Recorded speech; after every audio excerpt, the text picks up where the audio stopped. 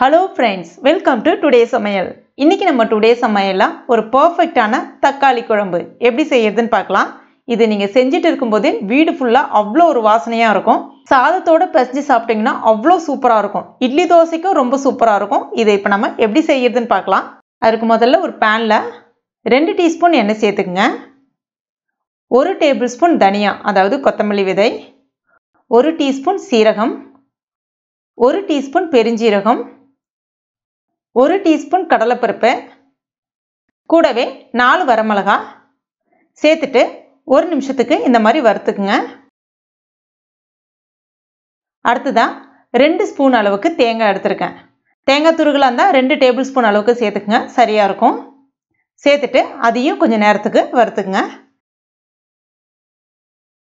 இப்போ இந்த மாதிரி நல்ல வாசனை வர அளவுக்கு வறுத்த பிறகு இதை இப்போ நம்ம வேற ஒரு பிளேட்டுக்கு மாற்றிட்டு ஆற வச்சிடலாம். அடுத்ததா இதே பேன்ல கொஞ்சமாக எண்ணெய் சேர்த்துக்குங்க.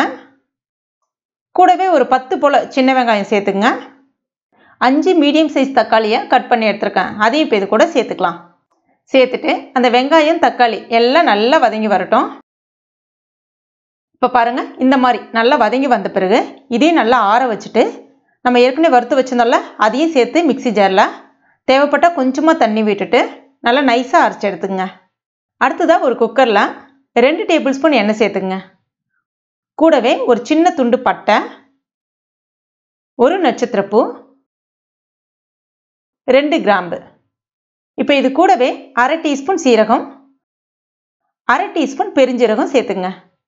இதெல்லாம் கொஞ்சம் பொரிஞ்சு வந்த பிறகு 10 பல்லு பூண்டை நீல வாக்கில் கட் பண்ணி எடுத்துருக்கேன், அதையும் இப்போ இது கூட சேர்த்துக்கலாம். சேர்த்துட்டு கொஞ்சம் நேரத்துக்கு வதக்கி விட்டுங்க. கூடவே 2 மீடியம் சைஸ் வெங்காயத்தை நல்ல பொடிசாக கட் பண்ணி எடுத்துருக்கேன். நான் இன்றைக்கி பெரிய வெங்காயம் தான் பயன்படுத்தியிருக்கேன், சின்ன வெங்காயம் நீங்கள் தாராளமாக பயன்படுத்திக்கலாம். கொஞ்சமாக கருவேப்பிலை இலைகள் சேர்த்துக்குங்க. இப்போ இந்த வெங்காயம் கொஞ்சம் பொன்னிறமாக ஆகிற அளவுக்கு வதக்கி விட்டுக்கலாம்.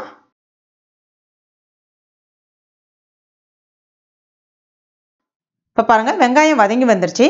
நம்ம அரைச்சி வச்சுருந்தோம்ல அந்த விழுது, அதையும் இப்போ இது கூட சேர்த்துட்டு இதை 2 நிமிஷத்துக்கு நல்லா வதக்கி விட்டுக்குங்க. இப்போ இதில் 1/2 டீஸ்பூன் மிளகாய் பொடி, 1 டீஸ்பூன் குழம்பு மிளகாய் பொடி, 1/4 டீஸ்பூன் மஞ்சள் பொடி, இதற்கு தேவையான அளவுக்கு உப்பு சேர்த்துட்டு ஒரு முறை நல்லா கலந்து விட்டுங்க.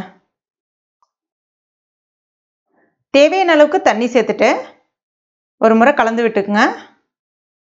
இது கொஞ்சம் திக்காக தான் இருக்கணும், அதனால் கொஞ்சம் பார்த்து தண்ணி சேர்த்துக்குங்க. இப்போ இதை மூடி வச்சிடலாம். ஒரு 2 விசில் மட்டும் விட்டு எடுத்தால் சரியாக இருக்கும். இருக்கட்டும். இப்போ 2 விசில் வந்துருச்சு, ப்ரெஷரும் நல்லா இறங்கியிருக்கு. இப்போ இதை நம்ம திறந்து பார்க்கலாம். பாருங்கள், எவ்வளோ கலர்ஃபுல்லாக சூப்பராக ரெடி ஆகிடுச்சு பாருங்கள். அந்த எண்ணெய் எல்லாமே மேலே அழகாக மிதந்து வந்துருச்சு. கொஞ்சமாக கொத்தமல்லி இலைகளை நல்லா பொடிசாக கட் பண்ணிவிட்டு சேர்த்துக்குங்க. ரொம்ப பர்ஃபெக்டாக தக்காளி குழம்பு ரெடி ஆகிடுச்சு. இதை திறக்கும் போதே அவ்வளோ ஒரு வாசனை வருங்க வீடு ஃபுல்லாகவே. டேஸ்ட்டும் பார்த்திங்கன்னா அவ்வளோ சூப்பராக இருக்கும். சாதத்தோடு பிசைஞ்சு சாப்பிடும்போது ரொம்ப அருமையாக இருக்கும். கூடவே வற்றல் தொட்டு சாப்பிட்டிங்கன்னா இன்னும் சூப்பராகவே இருக்கும். கண்டிப்பாக ட்ரை பண்ணி பாருங்கள், ரொம்ப ரொம்ப அருமையாக இருக்கும். ட்ரை பண்ணிவிட்டு மறக்காமல் எனக்கு கமெண்ட் பண்ணுங்கள். இந்த வீடியோ உங்களுக்கு பிடிச்சிருந்தா லைக் பண்ணுங்கள். உங்கள் நண்பர்கள் மற்றும் ஃபேமிலி மெம்பர்ஸ் கூட மறக்காமல் ஷேர் பண்ணிங்க. மேலும் இது போன்ற டேஸ்டி ரெசிபிகளுக்கு நம்ம டுடே சமையல் இது வரைக்கும் நீங்கள் சப்ஸ்கிரைப் பண்ணலைன்னா உடனே சப்ஸ்கிரைப் பண்ணிங்க. கூடவே மறக்காமல் அந்த பெல் நோட்டிஃபிகேஷன் சிம்பிளையும் ப்ரெஸ் பண்ணிங்க. தேங்க்யூ.